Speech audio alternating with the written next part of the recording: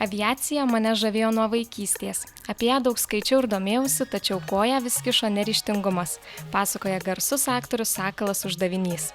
Ilgus metus apie galimybę pilotuoti sklandytuvą svajojęs aktorius prieš 4 metus pirmą kartą įžengė į Paluknio aerodromą. Šiuo metu garsaus aktoriaus gyvenime ne tik kelios dešimtys spektaklių premjerų, bet ir beveik 500 nusileidimų sklandytuvu. Pradėjau iš pradžių skraidyti taip pat sargučiai, po to pamačiau, kad taip po truputį klijuojasi, nors tai tikrai nebuvo labai smagus procesas.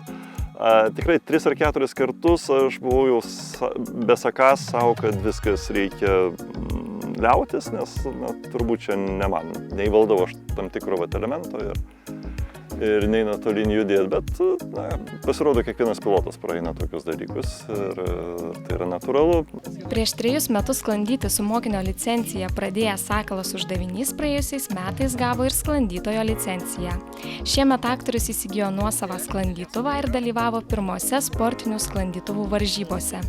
Kelias iki pirmųjų skrydžių nebuvo lengvas. Panorus pilotuoti orlaivį teko išlaikyti 9 teorijos egzaminus, tarp jų oro teisės, radio ryšio, navigacijos ir aerodinamikos.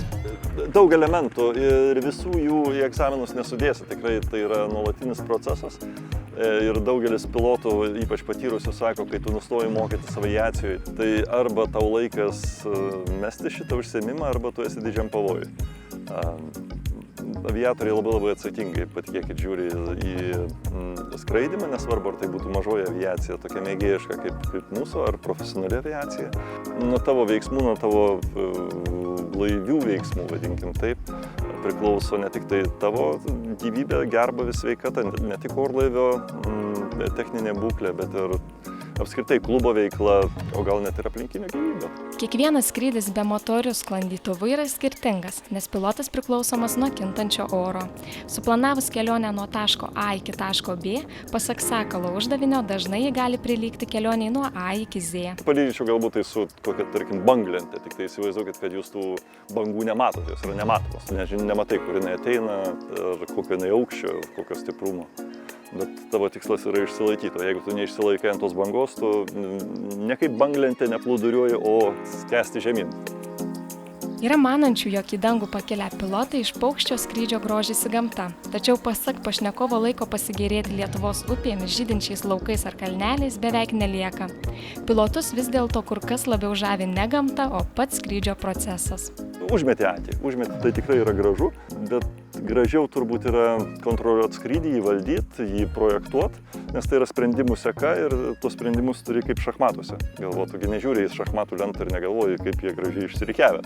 Tu galvoji, koks yra sekantis ėjimas ir ką tavo priešininkas galvoja. Šiuo atveju tu neturi priešininkų kaip šachmatuose, bet tu turi orą, kuris yra ir tavo draugas, ir tavo priešas, nes bet kada, kaip sakyti, jis nėra stabilus, jis nuolat kinta. Pasak Sakalo Uždavinio, skrydis sklandytuvu suteikia ne tik džiaugsmo, bet ir pareikalauja nervų. Kartais būna nugara šlapia, dažnai dėl aukštos temperatūros, bet kartais ir dėl to, jog jauti, kad teks priimti svarbų spontanišką sprendimą, pasakoja pilotas. Nors sveikatos reikalavimai norintiems pilotuoti orlaivius yra gana griežti, aktoriaus teigimu užsiimti skraidymu gali beveik kiekvienas. 9 iš 10 žmonių tikrai drąsiai galėtų užsiimti mažosios aviacijos skraidymu. Ar tai būtų parasparnių, iš viso ten apribojimai yra mizerinė, sakykim taip. Jeigu ką nors traukia dangus, skraidimo procesas, tikrai aš nebejoju, kad galima atrasti prietaisą, vadinkim taip, ar skraidimo priemonę, kuri tenkintų tavo smalsumą. Teatro scena ir aerodromo aplinka Sakalui Uždaviniui yra vienodai svarbios. Abiejose veiklose jam svarbiausias išlieka procesas. Jis lyg varomoji jėga, kuri suteikia džiaugsmo ne tik scenoje, bet ir aviacijoje.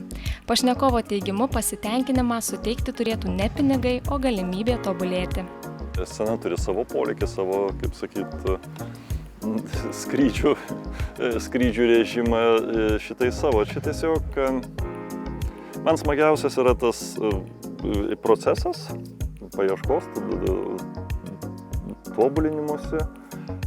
Ir aš žinau, kad galo mokymuisi šitoj mažoje aviacijoje niekada nebus. Lygiai taip pat ir scenoje. Tu niekad Aš nepažįstu ne vieno gerbimo kolegos, kuris galėtų pasakyti, kad aš esu tobulas.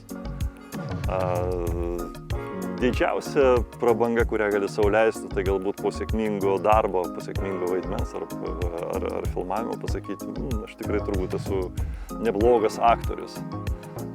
Bet jeigu kažkur tai galvoj pradedi vartoti epitetą puikus, tai jau tada kažkas nelabai gerai, man atrodo. Aktorius puikus pavyzdys įrodantis, kad vaikystės norai išsipildo net ir praėjus kelioms dešimtims metų. Šią savaitę sklandytuvai pakils skrydžiui virš Baltijos šalių. Vieną jų pilotuos Sakalas Uždavinys.